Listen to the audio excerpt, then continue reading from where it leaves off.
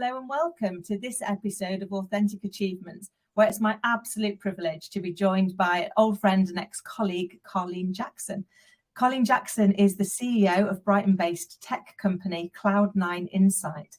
It's a Microsoft Gold partner, which has provided more than 800 UK businesses with cloud-based CRM systems.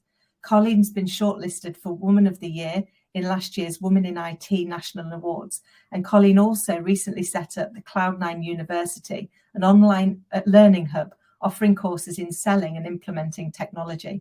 Carlene established her first business aged 17 and then spent nearly 2 decades in the software industry. She's a frequent expert guest on BBC Radio 5's Wake Up to Money for her expertise on tech, entrepreneurship, company culture, and employee well-being. And on top of all of that, she's just an all-round amazing, lovely person. So I am thrilled that you are here and we are getting to chat again. Carlene, welcome. Thank you so much, Kim. Great to be here again with you. It's an absolute joy. And we just got really heavily chatting, didn't we, backstage? And we're like, we should probably just get on the show and talk about it here. So let's have a bit of a recap. We've just been talking about the importance of belief when it comes to leadership. And you've got some amazing stories of how you've been able to use your belief in others to empower them to find that belief in themselves. So I wondered if you could share a bit of that with us, please. For sure, yeah. I guess the thing that gets me out of bed in the morning is creating talent, and that's everywhere around us. And people are saying, "Oh, I can't hire anyone. There's a shortage of talent, or whatever." And everywhere I go, it's almost like I see a halo of people's potential. And I love nothing better than to sort of work with people and help them creep a little bit outside their comfort zone to realize that, you know, they could achieve more. And the reward from that is when they see it for themselves that, oh, well, I thought that was a sort of ceiling of what I could get to, but now I've seen how I've progressed so much. In just a short space of time, you're really empowering them to sort of look ahead and go, well, if I've achieved this, what else could I achieve? And as long as you can create the right opportunities and culture in your business where learning is rejoiced and supported, because with learning, there comes a sort of an element of uncertainty. Am I going to succeed? Is it going to fail? Is what's often in people's mind. In my mind, there's no failure. It's just feedback.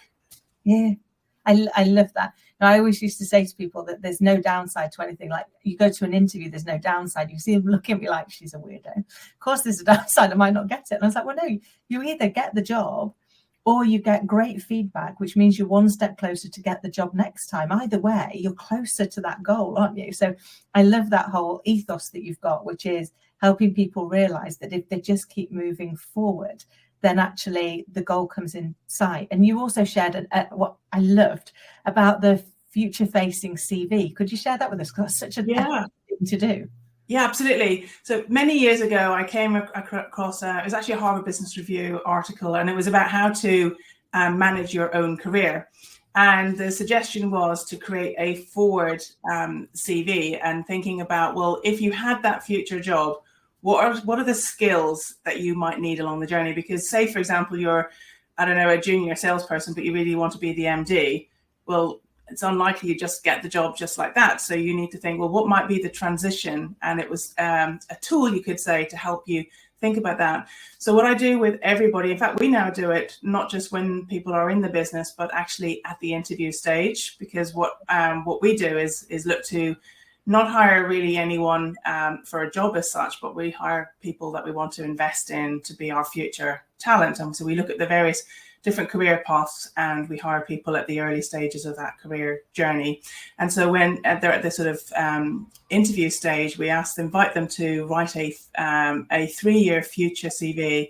So as part of that, they have to reflect on the last couple of years of what they've achieved, what they've learned, because sometimes for some people, especially even successful people, they find it hard to acknowledge and to go, yeah, I've actually achieved that. That's great, isn't it? Because sometimes when you look back, you can actually, it's easier to look forward and think, well, actually, why shouldn't the future be better and different? And so we invite them to think about that and what the skills are. And we get a lot of great feedback from people who go through that journey. And for me, I think it's important because often our consciousness and our subconsciousness isn't really aware of our our desires or whatever, but sometimes by sort of putting them down on paper, it helps you to think about it. And suddenly it's almost like when you buy, I don't know, if you were to buy a BMW, for example, suddenly everyone's got a BMW that you see out in the street.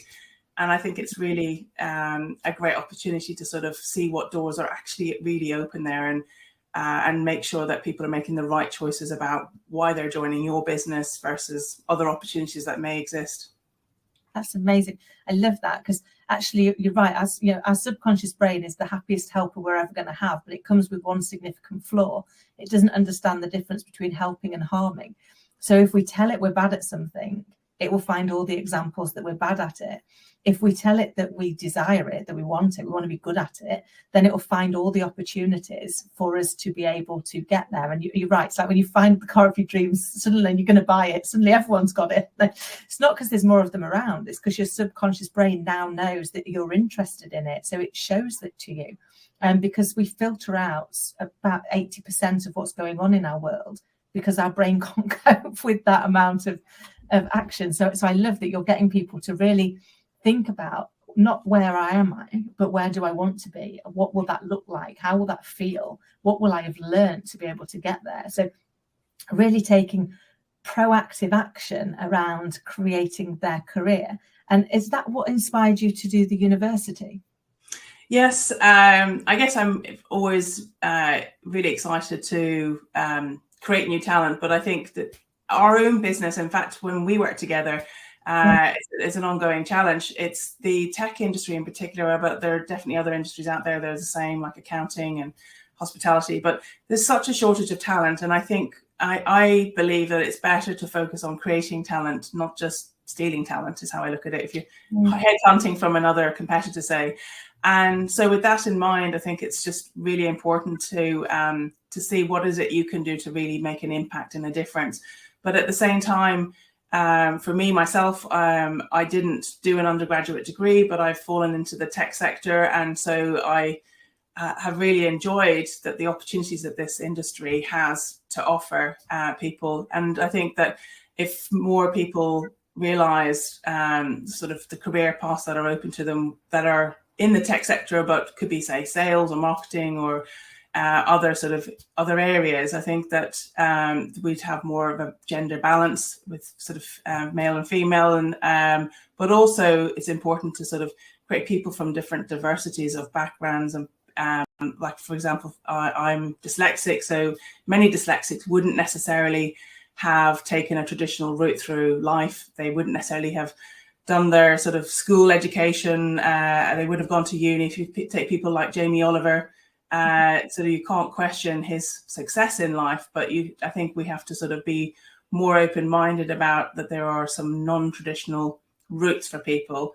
And so if you're an organization that can open its doors to create talent and invest in talent and offering training, that's a good thing. So the university is focused on, in fact, the very first one, you're into this camp, the very first course we're offering is a mini sales MBA.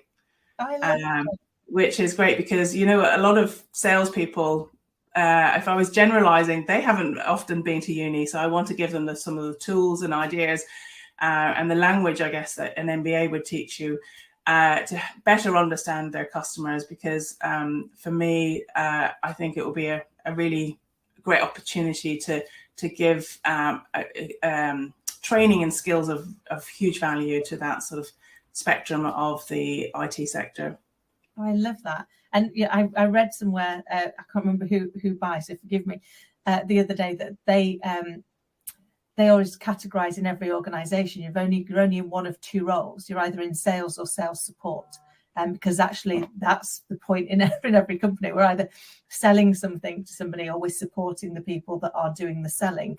And actually that selling is always to solve someone's problem. If you're not solving a problem, you're not going to sell them anything, because they don't need it, or you might sell it to them and they'll be very frustrated with you and will become a negative impact on your company. So giving people sales skills is amazing, and also that whole ethos of helping people to think wider, isn't it? You know, to embrace neurodiversity and all forms of diversity, because our customers are all forms of diversity.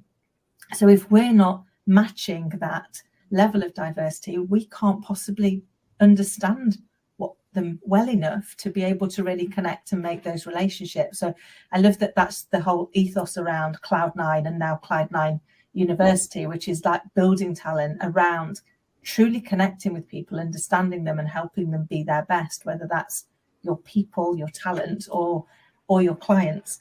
So you touched on the fact that your journey hasn't been perhaps the most traditional route. Could you just tell us a little bit about your journey and what you learned along the way? Sure. So actually, when I was about 18 years old, I went to Farnborough Air Show, and I came across the Civil Aviation Authority, CAA's sort of control centre for directing air traffic in the sky. And this blew my mind. I was like, wow, this is amazing. And by the way, they didn't expect or need you to have a degree. And my parents at the time were actually moving to Ireland, so it was probably going to be a bit more of a struggle. And my now husband, but then boyfriend, was also just about to go up to Scotland to study to be a pilot. And so I needed some money if I was ever going to see him. So I thought, well, maybe that could be a great career path for me. So, but however, I wasn't at that stage actually diagnosed with dyslexia. But I was successful in getting a qualification in air traffic control, which I studied by myself to do. I worked weekends for fun at Kidlington Airport in Oxford, and I really enjoyed it whilst working. I had a day job, you could say, in IT. And then I got through all of the tests at the CAA to be an air traffic controller and to be sponsored by them to be fully qualified. And then they introduced this new test to tell your left from your right, which I'd never come across and never seen. And actually I failed, not surprisingly, because a lot of dyslexics can't tell their left from their right, not in the speed that I had to. And I thought, do you know what? I recognize that this is actually people's lives. It's not actually about just my selfish career ambition. And so I basically stopped that ambition. And I thought, do you know, I really love working in tech. I love this industry. And by that stage, I'd fallen into sales as well. And so I basically sort of stayed in tech through the years. And I was very fortunate early on in my career to work for IBM. So I did IBM sales school. And I think that I put a lot of my success in running my current business down to the fact that I've applied the corporate approach to what I do, all the best things of the corporate approach, which means not on the back of a fag packet, but thinking through, do you have a contract? Is it well sort of written? Are people offering the best level of employee, but also the customer experience of what you do, and just constantly sort of aspiring to be the best of whatever you can do for your customers, and give the best level of service, and just thinking ambitiously for clients and what you can deliver for them. And so that experience sort of put me in good stead throughout the rest of my career. And so when I founded Cloud9 Insight, must be about 11 years or so ago. And I actually, at that time, I had a 6-year-old and a 9-year-old. So I moved out to the Alps, actually, as you do.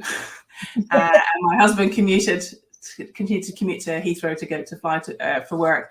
And I had in my LinkedIn, living the cloud dream, because it doesn't really matter, does it, where you are? I think the pandemic has proved that, hasn't it? So it doesn't matter where you are in the world. And I think that it was a great experience. But then it got to the stage after 4 years that, first of all, my kids were losing their English. But secondly, my business was starting to really grow. And because of that business model of creating talent, I think you have to be in person. And I've really seen that as well during the pandemic, that we actually got to the stage just pre-pandemic where we actually got signed off by the government to offer apprenticeships. But if nobody's having anyone in the office, certainly at that time, you weren't really even supposed to have an apprentice if they were working from home. How could you mentor them and train them, etc.? So we abandoned or sort of shelved that idea. And that's why when we came back post-pandemic and thought, well, how are we going to make that difference if we're not doing, should we do the apprenticeship stuff or should we do something else? And we felt that there's a couple of other projects that we're working on, including the university, that we felt we could really make an impact with all of the assets that we have in the business to create new talents. And here we are today. I love it. And what I love throughout your story is you talk a lot about the ambition. So, your ambition for the talent to be the best they can be, your ambition for the customer to get the best experience and to solve the problem that they want to be, your ambition for you to be the best version of you that you can be. But what I love about it kind of comes across in every interaction I've ever had with you, is that's not competitive against other people, it's competitive against yourself. So it's about being pleased for everybody else's success, whilst also saying, okay, I'm going to use that to spur me on, for me to emulate that success. So it's not they've got it instead of me, it's actually, if they can do it, I can do it. And that's kind of runs through, doesn't it, that university and that ethos you've got in life, which is competition against yourself is a good thing, but actually how do we spend that out and kind of drive people forward? So what would you say has been the biggest lesson you've learned so far? Oh, so many. Do you know what? There are so many lessons, but you talked about the belief at the beginning. That's definitely a really important one. And people often don't realize it, but their own self-limiting beliefs can really hold them back. But I think as a sort of at an individual level, I think it's important that probably, there's too many lessons, but I think that we're always learning. And if you can create a culture of learning in your business, then I think that people will be more likely to take risks. And I think innovation is, sometimes with innovation, you have to sort of be prepared to take risks and be prepared to fail if you want to grow. So I think of it like parkour. If you're learning parkour, maybe in the beginning without much training, you could probably jump between two buildings that might be a foot apart. But if you sort of practice more and in a safe environment where there's a bit of a safety net there, and you can try new things where you don't feel you're going to die or fail or lose your job, I think you're going to get more out of people. So having a culture where learning is an absolutely core part of that, and it's shared by all of your leadership, that they encourage a sort of coaching approach or sort of learning style in terms of how you work and review things. It's never about finding fault. For me, my philosophy is that nobody has ever failed. They probably just didn't have the skills, or the processes were broken. And I think I encourage everyone to start with that as an assumption. It's unusual for people in your business to really want to sabotage and be negligent in what they do. And so if you can start from that perspective and then constantly look to improve people's skills, create opportunity and support them, and constantly review and improve your processes whilst having a learning culture, then I think it creates a great place for the right talent in your business. I love that. So true, isn't it? It's not the mistake that defines us, it's what we do with it. And if we use it as a lesson learned, which is something we do a lot in the IT world, isn't it? You do your lessons learned in every project, and then you take them into your future. And if we bring that into our environment as well, then that is going to have a massive difference. So a lot of businesses, and in fact, we've touched on it, some entire industries are saying that right now that they're facing a shortage of talent, struggling to recruit, struggling to retain as well. What's your advice to people that are facing that on how they can address it? Yeah, I think, well, I'm lucky I work in the tech sector. So it's really clear to me when I'm working with clients that one of the greatest areas of focus at this moment is actually around productivity. So what can people do to do more, to be more productive in their business with less resources? Especially if you haven't got an opportunity to sort of hire more people, or you're losing people, even worse, you've got to do more with even less. And so I think there's so much that people can do to be more productive using technology and efficiency. You only have to go to a superstore to see, well, it's hard to meet a person these days. It's all self-service, so using technology to do that. There's more and more clients that we have that are building portals so that they can have people raising tickets themselves or looking at a knowledge base for themselves. And then there's maybe using technology to automate generation of whether it's marketing stuff that's happening, sort of newsletters going out, or whether it's proposals being auto-generated based off certain templates. But there's so much that can be automated these days, and you can use AI to sort of really help you prioritize and see where is it you can make a difference. And using technology, whether it's reporting and insight around efficiencies in your business, and where are the opportunities. If you look at performance, are you able to really understand performance in your business and where the opportunities are? And I think for me, I think technology, whatever the industry, can play a huge role, particularly in industries such as manufacturing that have been, I would say, a bit left behind. They've been laggards traditionally in investment in technology. And I think I'm seeing those in manufacturing have been one of the hardest hit, with their supply chains affected and their online presence been very poor. So through e-commerce and really sort of relying on third parties to sell what they have. So we're seeing those sort of organizations really benefiting from introduction of technology to help improve efficiencies in all the things that they do. It's so true, isn't it? Because I think for a lot of those industries, they hadn't really thought about the automation and how they could improve things. And the pandemic hit everybody hard, but I think it hit them especially hard. Now, you work with SMEs and businesses across a whole range of sectors. What sort of trends are you seeing? So in our in the SME space at the minute, it definitely the sort of trends is for people to be investing more in sort of around being able to sort of have greater insight into what's happening in their business. So if you've got people who are home working, for example, imagine your whole sales team is home working. What you don't want to get to is the end of the quarter or the end of the year where you haven't met your targets, and it's because you are not having this insight into, is your team actually performing? Are they doing the right things? Is the customer service level what it needs to be? Or have you got customers leaving the business? And as a business grows, often one of the greatest areas of struggling for business owners is having insight into what's actually happening.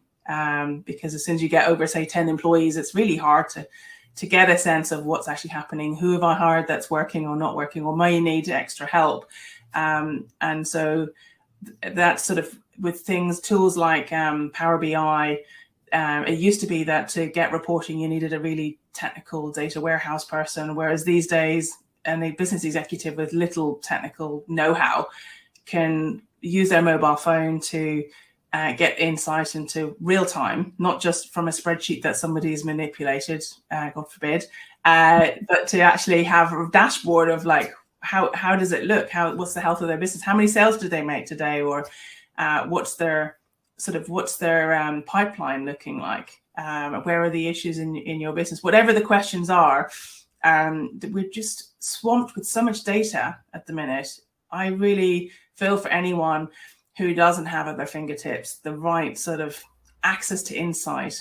Otherwise, you're always looking in your rear view mirror and not able to make the right decisions to help your team. But for me, it's not just about the management having access to this information. It's about people at the front line dealing with customers. They need real-time access to what are all the transactions with my customers? What do I need to know about them? How can I best serve them? Using AI to make decisions and help make decisions so people can be more effective, whether they're remote working or in the office. But it's even more so though when they're remote working, it's harder. There's a barrier, an invisible barrier, it feels, to pick up the phone and speak to a colleague or ask a question and ask for help. And so anything you can do to support the workforce to be more effective with that insight, I think, is really important. Amazing. And so true, isn't it? Because whenever we're remote, we can feel just that remote. So actually, if we can connect up with them and give them access to stuff so that they feel supported and not alone, then they're going to be better able to serve. And as you so eloquently put earlier, I don't think people set out to get it wrong. I don't think people get up in the morning, I wonder how to be really rubbish today at my job. I wonder how to really fail epically and annoy people. It might be the impact they have, but I don't think it's their intention. So the more we can do to help align what happens with what they're trying to do, and kind of come at it from a position of curiosity and not judgment. So rather than judging what's happened, being curious about why did they get there, how did they get there, then we start to see something else. And you talked earlier about kind of the importance of diversity and inclusion, and I know it's an area that you do a lot of work in and have a lot of passion about. Are there any tips that you can give people out there to help them to embrace a more diverse and inclusive culture in their organization? Yes. So I think that organizations are recognizing that if there is a shortage of talent, then maybe their traditional ways of hiring, like even just the simple thing of putting it on a job description that you need a degree, or even expecting somebody to have an interview. So in our industry, one of the most phenomenal hires that you could ever make would be somebody, say, with autism or somebody with Asperger's on the spectrum, because they are known to be phenomenally focused and phenomenally hardworking and loyal. And sometimes in certain roles that can be, especially in sort of working on a client project to build a system, you want somebody who can get their head down and isn't every few minutes being more creative, but somebody who can actually get the work done and be sort of highly intelligent and meticulous in what they do with great attention to detail. So people with autism often really struggle with interviews, for example. So maybe your organization could look to set up a work experience, for example, for those people to really get insight into the talent that they may have, or have a different style of selection process that would help you filter those who are best suited to the job. But it's not just based on do they have good eye contact, which maybe some people might be judging them on, which would be a tragedy because you're losing some incredible talent. But potentially there may be people from different economic and societal sort of backgrounds that maybe traditionally they're not seeing your adverts wherever you're putting them. So think about, there's so many organizations out there that support people from different backgrounds to who haven't followed necessarily a traditional route. So for example, we took on a couple of people through Kickstart not so long ago. And one thing that really surprised and shocked, and was really sad actually, but really eye-opening, was that so many of the people that were going through that scheme actually had been carers. So through tragic circumstances that they had played no part in, their parents had fallen ill or maybe died when they were young, but they didn't have any role models in their life to sort of say, hey, look over here, there's careers over here, have you thought about this opportunity? So thinking about reaching out to organizations, for example, that support carers, young carers, and helping them with the first steps, because they will likely have some amazing skills and qualities. They just haven't had time to go to college and uni and maybe do the best they can because of all the stresses and strains in their family. And that would be an amazing example of how you can help people. But there's many areas, and it's just looking at your voice, but looking at the spectrum of what you have in your business and how can you be more diverse, I think is super important. But also make sure when they do join your business that they actually have a voice too. It's not just, for me, it's never about making up the numbers. It's just thinking about your own process of hiring and how are you equitable? How are you giving real opportunities by putting open doors in places that you wouldn't necessarily have done in the past? I love that. That so beautifully put. And you're right, they will have such amazing skills having been carers, because they'll be responsible, they'll be considerate, they'll be all of those things, which would make them amazing in so many roles that we've got. I could literally chat to you all day, but I am very conscious of time. So I'm going to just wrap up with one final question. You've already shared such amazing insight, so thank you. But if you had to go back and give your younger self a piece of advice, what would it be? I think that what's important is that you don't try to be anyone else except you, and try to find the real you, and then you'll be happy.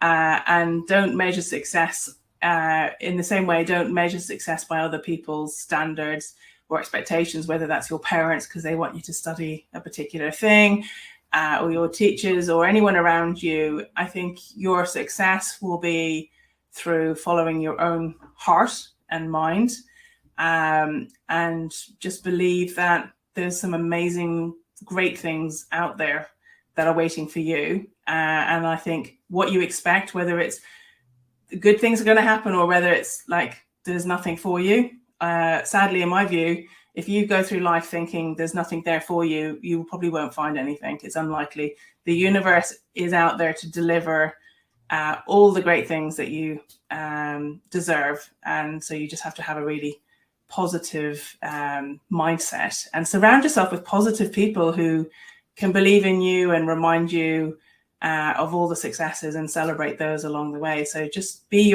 yourself, and that's good enough. And that's I'm sure that would serve many people well. I think there's unfortunately a huge amount of mental health challenges out there, and so the more that people can believe in themselves and that whatever they achieve is great, the better, really, in my view. I love that. Great advice. And the other thing that you shared throughout is also lend your belief to other people. You know, if you believe somebody else has got something great in them, tell them, like share it with them, and you do that all of the time, and it underpins everything that you've shared with us today. Thank you so much for giving us your time. If people want to get in touch and find out more about you and Cloud Insight, how is the best for them to do so? So you can go to www.cloud9insight.com, and I also have my own website, which is www.carlene.jackson.com. Brilliant. Carlene, it's been an absolute joy. I will make sure all of your contact details are in the show notes below. And thank you again for your time. I look forward to our next conversation. You take care. Thank you, Kim.